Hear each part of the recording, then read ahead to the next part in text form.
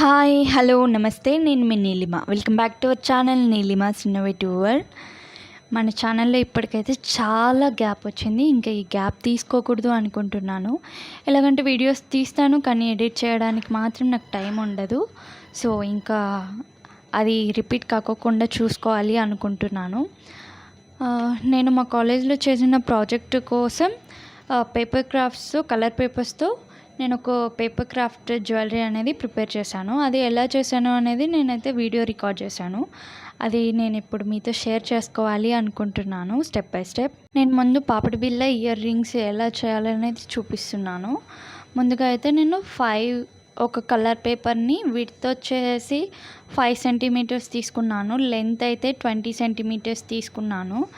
దాన్ని హాఫ్ ఇలా మడుస్తూ వెళ్ళాలి. అంటే ఒక పేపర్ని హాఫ్ మడిచిన తర్వాత హాఫ్ నుంచి మళ్ళీ హాఫ్ మర్చుకుంటూ ఇలాగ లైన్స్ వస్తాయన్నమాట. అంటే మనకు ఈక్వల్ డిస్టెన్స్. ఆ తర్వాత ఆ లైన్స్ మీదుగా జిగ్జాగ్ మేనర్లో ఇలాగ పేపర్ని హోల్డ్ చేయాలన్నమాట. ఇలాగ హోల్డ్ చేసిన తర్వాత ఇలాగ జిగ్జాగ్ లాగా వచ్చి ఉంటుంది కదా, అప్పుడు మళ్ళీ హాఫ్ మధ్యలోకి ఇట్లా మడిచేసి ఒక సైడ్ గమ్ అంటించేసేసి ఇలా స్టిక్ చేసుకోవాలి. అప్పుడు ఒక పేపర్ ఫ్యాన్ లాగా అవుతుంది. అప్పుడు నేనైతే ఒక 3 కలర్స్ తీసుకున్నాను ఇయర్ రింగ్స్కి అండ్ పాపిడి బిళ్ళకి. ఇలాగ 3 ఫ్యాన్స్ స్టిక్ చేసిన తర్వాత, ఇవి చాలా చిన్నగా ఉన్నాయి కదా ఫ్యాన్స్, చాలా క్యూట్గా కనిపిస్తాయి అన్నమాట.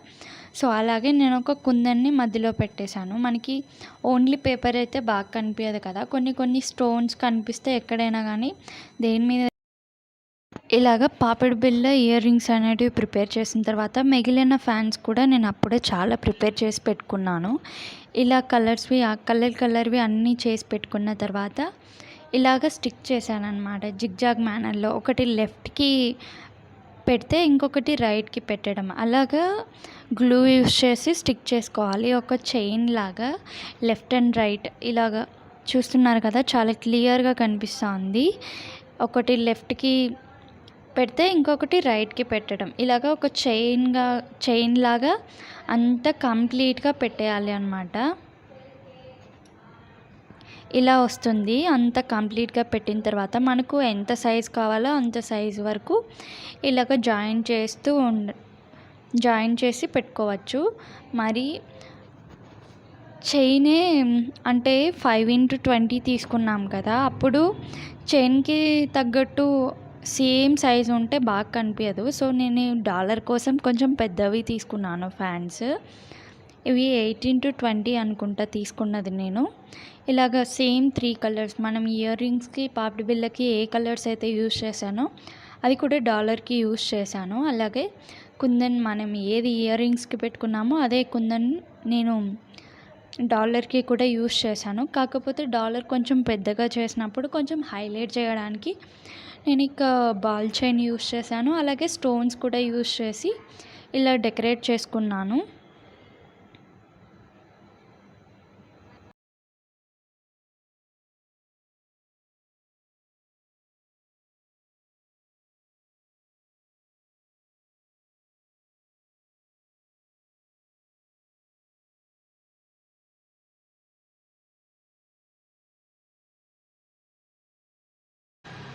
ఇలాగ బాల్ చైన్ అనేది ముందు ఫిక్స్ చేసిన తర్వాత నేను కొన్ని స్టోన్స్ యూస్ చేశాను.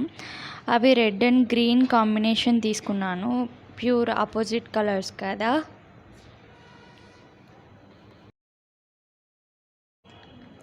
ఇలాగ ఆ స్టోన్స్ని స్టిక్ చేసుకున్నాను.